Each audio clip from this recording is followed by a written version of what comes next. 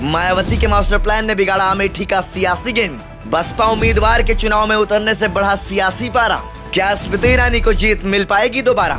देश में कुल 543 में से 2 चरणों में 190 सीटों के लिए मतदान हो चुका है, लेकिन कांग्रेस ने अब तक गांधी परिवार के गढ़ रायबरेली और अमेठी सीट को लेकर अपने पत्ते नहीं खोले हैं। अमेठी सीट से राहुल गांधी के चुनाव लड़ने पर सस्पेंस अभी भी बरकरार है, तो वहीं भारतीय जनता पार्टी ने इस सीट से वर्तमान सांसद स्मृति ईरानी को पहले ही उम्मीदवार घोषित कर दिया है। केंद्रीय मंत्री स्मृति ईरानी ने साल 2019 के लोकसभा चुनाव में कांग्रेस के तत्कालीन अध्यक्ष राहुल गांधी को करारी शिकस्त दी थी। अमेठी से इस बार स्मृति ईरानी के सामने कांग्रेस के टिकट पर राहुल गांधी मैदान में होंगे या कोई नया चेहरा इस बार दावेदार होगा, इसे लेकर अभी भी कयास लगाए जा रहे हैं। इसी बीच बहुजन समाज पार्टी यानी बसपा ने अपने उम्मीदवार का ऐलान कर दिया है। मायावती की अगुवाई वाली बसपा ने अमेठी से रवि प्रकाश मौर्य को उम्मीदवार घोषित कर दिया है। रवि प्रकाश मौर्य साल 2022 के यूपी चुनाव में अयोध्या सीट से बसपा के टिकट पर चुनाव मैदान में उतर चुके हैं। तब रवि प्रकाश मौर्य को करारी शिकस्त मिली थी। हालांकि बसपा ने उन्हें अब अमेठी से टिकट दे दिया है, तो इसके पीछे की क्या वजह है?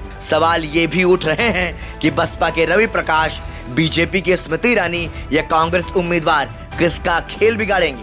किसका खेल बिगाड़ेगी बहुजन समाज पार्टी? अमेठी में बसपा के दांव ने बीजेपी की अगुवाई वाले एनडीए और इंडिया ब्लॉक दोनों को ही उलझा दिया है। इंडिया ब्लॉक में शामिल कांग्रेस और समाजवादी पार्टी दोनों ही जातिगत जनगणना के मुद्दे पर एक मुश्त ओबीसी वोट की उम्मीद पाले हैं। वहीं अमेठी सीट पर अब बसपा ने ओबीसी समाज से ही उम्मीदवार देकर इंडिया ब्लॉक को उलझा दिया है। ऐसा भी नहीं है कि बसपा का यह दांव इंडिया ब्लॉक के खिलाफ है और एनडीए के अनुकूल है। मसलन अमेठी में 2014 और 2019 के वोटिंग पैटर्न पर नजर डालें तो नुकसान दोनों ही गठबंधनों को हो सकता है और चुनावी लड़ाई त्रिकोणीय हो सकती है। साल 2014 के लोकसभा चुनाव में कांग्रेस से राहुल गांधी चुनाव मैदान में थे, तो वहीं बीजेपी से स्मृति ईरानी, आम आदमी पार्टी से कुमार विश्वास और बसपा से धर्मेंद्र प्रताप सिंह चुनावी मैदान में थे। इस चुनाव में राहुल गांधी को 4,08,651 वोट मिले थे, जबकि स्मृति ईरानी 3,07,48 वोट के साथ दूसरे स्थान पर रही थी। वहीं बसपा उम्मीदवार धर्मेंद्र प्रताप सिंह 57,716 वोट के साथ तीसरे नंबर पर रहे थे। साल 2019 के चुनाव में बसपा सपा के साथ गठबंधन कर चुनावी मैदान में उतरी थी। सपा बसपा गठबंधन ने अमेठी में राहुल के समर्थन में ऐलान किया था। राहुल गांधी को तब 4,13,394 वोट मिले थे। वहीं स्मृति ईरानी को 4,68,514 वोट मिले थे।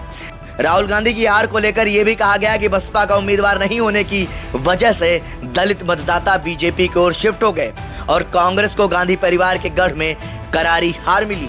बीजेपी को मिला था सबसे ज्यादा ओबीसी वोट। अब इस बार बसपा ने उम्मीदवार दे दिया है और वह भी ओबीसी वर्ग से।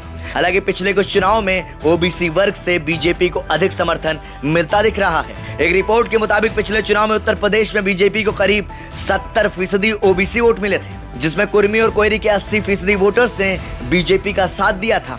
ऐसे में बसपा का इसी ओबीसी कोयरी वर्ग के उम्मीदवार का चुनावी मैदान में उतारना स्मृति ईरानी के लिए मुश्किलें खड़ी कर सकता है। अमेठी सीट पर रवि प्रकाश मौर्य पर बसपा ने क्यों लगाया दांव? रवि प्रकाश मौर्य 2022 के यूपी चुनाव में बसपा के टिकट पर अयोध्या सीट से उम्मीदवार थे। रवि प्रकाश को तब हार मिली थी। रवि अयोध्या के मूल निवासी हैं, लंबे समय से सियासत में सक्रिय हैं। रवि कोयरी समाज से आते हैं और अमेठी में कोयरी समाज के मतदाताओं की तादाद करीब 1.5 लाख के आसपास है। अमेठी लोकसभा सीट के जातिगत समीकरणों की बात करें तो इस लोकसभा क्षेत्र में कुल 17 लाख मतदाता हैं, जिनमें सबसे अधिक 34% ओबीसी वर्ग की भागीदारी है। मुस्लिम 20%, दलित 26%, ब्राह्मण 12% और ठाकुर करीब 9% के आसपास हैं। ब्यूरो रिपोर्ट, संदेश वाहक।